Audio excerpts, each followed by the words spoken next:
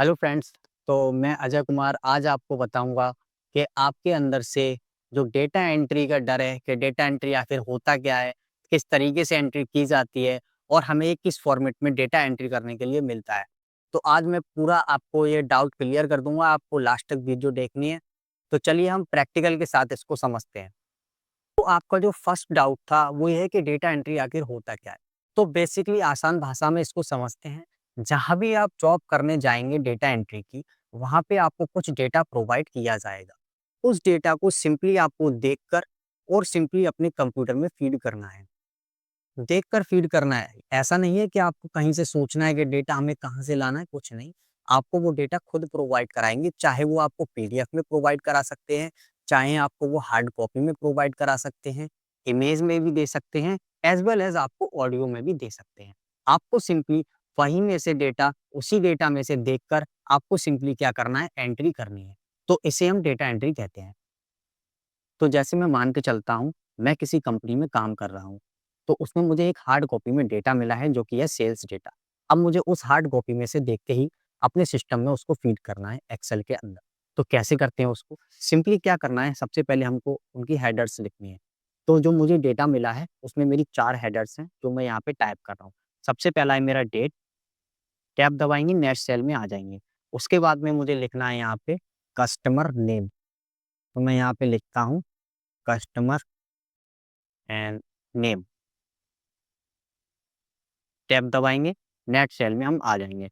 उसके बाद में मुझे लिखना है प्रोडक्ट, टैब दबाएँगे, नेक्स्ट सेल में आ गए। उसके बाद में हमें लिखना है अमाउंट और हम यहाँ पे एंटर दबा देंगे, तो हम नीचे वाली सेल में आ जाएँगे। अब हमें कस्टमर का डेटा लिखना है यहाँ पे, जैसे हमें मिला है कि 1 तारीख को वो हमारे यहाँ से कुछ भी चीज़ परचेज़ करके ले गया है, तो वो आपके डेटा में लिखा होगा। तो मैं ये मान के चलता हूँ वो 1 तारीख को हमारे यहाँ से कुछ परचेज़ करके ले गया है, हम टैब दबाएँगे, कस्टमर नेम हम राहुल ले लेते हैं। उसके बाद में प्रोडक्ट लैपटॉप, टैब दबाएँगे, अमाउंट हम ले लेते हैं 45,000, ठीक है? जैसे ही हम एंटर दबाएँगे, हम नीचे वाली सेल में आ जाएँगे। उसके बाद में हम एक और कस्टमर लेते हैं, 1 तारीख को ही, टैब दबाएँगे, नेक्स्ट सेल में, उसका नाम हम नेहा रख देते हैं, टैब दबाएँगे, आगे वाली सेल में उन्होंने मोबाइल ले लिया है, ठीक है? टैब, मोबाइल की कीमत है 18,000, एंटर दबाएँगे, नेक्स्ट सेल में आ जाएँगे। उसके बाद में एक कस्टमर हमारा जो है वो 2 तारीख को हमसे लेके गया है,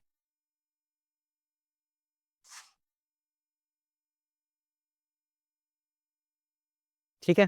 उसके बाद में हम कस्टमर नेम दे देते हैं अमन और ये हमसे लेके गए हैं प्रिंटर,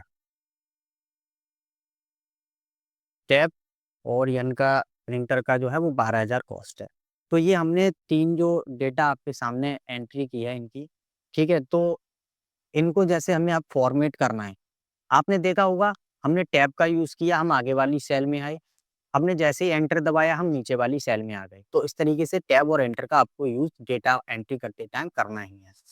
और आपको अगर इनकी फॉर्मेटिंग करनी है, तो सिंपली क्या करेंगे हम, पूरे डेटा को सिलेक्ट करेंगे और आपको जो भी करना है आप यहाँ से आपको पूरी फॉर्मेटिंग कर सकते हैं। हमको सबसे पहले क्या करना है, अपनी जो हेडर्स हैं इनको बोल्ड करना है, जिससे हमारा जो डेटा है वो क्लियर और अच्छा लगे। उसके बाद में हमें थोड़ा-सा अगर साइज़ बढ़ाना है तो हम साइज़ भी बढ़ा सकते हैं। आप देखोगे हमने साइज़ बढ़ाया तो हमारा जो कस्टमर नेम है वो थोड़ा-सा छिप गया है। इसको अलाइनमेंट को, इसकी विड्थ को फिक्स करने के लिए हमको क्या करना है, सिंपली बी और सी के कॉलम के बीच में लेके यहाँ पे एक लाइन दिख रही होगी आपको, वहाँ पे आपको डबल क्लिक जैसे ही आप करोगे, आप देखोगे कि हमारा जो कस्टमर नेम था, वो पूरा ऑटोमैटिक और एडजस्ट हो गई है उसकी विड्थ। अगर आपको एक बार में पूरी टेबल्स की विड्थ एडजस्ट करनी है, तो आप सिंपली क्या करोगे, यहाँ पे आप दिख रहे होगे ये एरो का निशान आ रहा है, यहाँ पे आप क्लिक करोगे, आपकी पूरी टेबल सिलेक्ट हो जाएगी और आप कहीं भी जाके डबल क्लिक करोगे, आपकी पूरी टेबल एक बार में ही एडजस्ट हो जाएगी। इसका अलाइनमेंट ठीक करने के लिए आप यहाँ से अलाइनमेंट वाले सेक्शन में जाके कहीं भी अलाइनमेंट वाले पे बीच में क्लिक करोगे, तो ये देखो क्या हमारा जो डेटा था वो अलाइनमेंट हो चुका है बीच में। तो इस तरीके से हम डेटा की हल्की-फुल्की फॉर्मेटिंग करते हैं। उसके बाद में जैसे हमें यहाँ पे बॉर्डर लगाना है, तो हम पूरी टेबल को सिलेक्ट करेंगे। सिलेक्ट करने के बाद में आप यहाँ पे फ़ॉन्ट वाले सेक्शन में आएँगे, यहाँ पे आपको बॉर्डर्स काफ़ी सारे बॉर्डर्स मिल जाएँगे। आपको सिंपली ऑल बॉर्डर कर देना है, जिससे हमारा जो डेटा है वो काफ़ी अच्छा लगने लगता है। तो देखिए फॉर्म से जो हम डेटा फीड करते हैं, उसमें हमारी एक तो मिस्टेक्स जो होती हैं, उनका चांस कम हो जाता है और प्लस हमारी जो स्पीड है, वो थोड़ी-सी इंक्रीज़ हो जाती है। तो उसके लिए क्या करना है आपको, सबसे पहले अपनी हेडर्स रेडी करनी है। सबसे पहले जो भी आपके डेटा है, उसमें जो आपकी हेडर्स हैं, वो आपको अपने एक्सेल में लिख देनी है, एंट्री कर देनी है। उसके बाद में अपनी सारी हेडर्स जो आप सिलेक्ट करना चाहते हो, उन हेडर्स को सिलेक्ट करना है आपको और अपने कीबोर्ड से अल्ट डी ओ आपको प्रेस करना है। आपको अल्ट डी ओ प्रेस करना है हेडर को सिलेक्ट करने के बाद में। फिर आप उसके बाद में ओके दबाएँगे और आप देखेंगे कि आपके सामने ये फॉर्म आ जाएगा। इसी के द्वारा हम इसमें एंट्री करने वाले हैं। आप देख रहे होंगे जितनी भी हमने हेडर्स सिलेक्ट किए थे, वो हमारी हेडर्स यहाँ पे शो होने लगे हैं, जैसे date, customer name, product and amount. तो हम यहाँ पे सबसे पहले अपनी एक डेट डाल देते हैं और यहाँ पे टैब दबाएँगे तो हम नेक्स्ट कॉलम में इसमें आ जाएँगे। कस्टमर नेम जो हमारा था वो राहुल था, तो हम यहाँ पे राहुल लिख लेते हैं, टैब दबाएँगे। उसके बाद में प्रोडक्ट जो हमारा था वो लैपटॉप था, तो हम लैपटॉप इसमें टाइप कर लेते हैं, टैब दबाएँगे और अमाउंट हमारा जो था वो 45,000 था। ये सब टाइप करने के बाद में आपको यहाँ पे न्यू दिख रहा होगा, न्यू यहाँ पे जैसे ही आप क्लिक करोगे ये हमारा न्यू रिकॉर्ड एंटर हो जाएगा, यानी कि हमने एक एंट्री कर ली है। आप देखो कि हमारी यहाँ पे एक एंट्री शो होने लगी है। ऐसे ही हम दूसरी एंट्री करते हैं, सेम डेट की, टैब दबाएँगे। उसके बाद में कस्टमर नेम जो था हमारा वो नेहा था, तो हम नेहा ले लेते हैं, टैब दबाएँगे। प्रोडक्ट क्या था हमारा प्रिंटर, टैब दबाएँगे। अमाउंट हमारा था 12,000 और हम यहाँ से क्या करेंगे न्यू पे जाके यहाँ पे हमारा आप देखोगे एक और एंट्री हो चुकी है।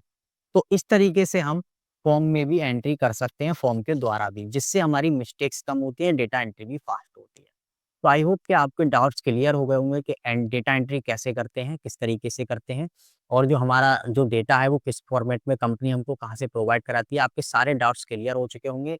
नेक्स्ट वीडियो हमारी आने वाली है कि माइक्रो जो हमारा मैक्रो होता है एक्सेल का, कि मैक्रो से एंट्री कैसे करते हैं। वो काफ़ी एडवांस डेटा एंट्री का वो है फंक्शन, तो उसको ज़रूर एक बार देखना। हमारी अगली वीडियो आने वाली है उस पर। तो प्लीज़ चैनल को सब्सक्राइब ज़रूर करें और लाइक करें और कमेंट कर दें अगर आपको कुछ में समझ में आया हो। क्योंकि कमेंट से ही हमें पता लगता है आपको कुछ समझ में आया है या नहीं आया है। तो उससे हमें मोटिवेशन भी मिलता है वीडियो बनाने का, प्लस हमारा जो डाउट होता है कि स्टूडेंट को समझ में आया भी है या नहीं आया, लोगों के कन्फ्यूजन दूर हुई है, नहीं हुई है, तो वो हमें कमेंट्स के ही द्वारा पता लगती है। तो अगर आप एक बार कमेंट्स करेंगे तो उससे हमारा भी जो कन्फ्यूजन है वो भी दूर होगा। तो वीडियो को ज़रूर सब्सक्राइब करें एंड कमेंट ज़रूर करें।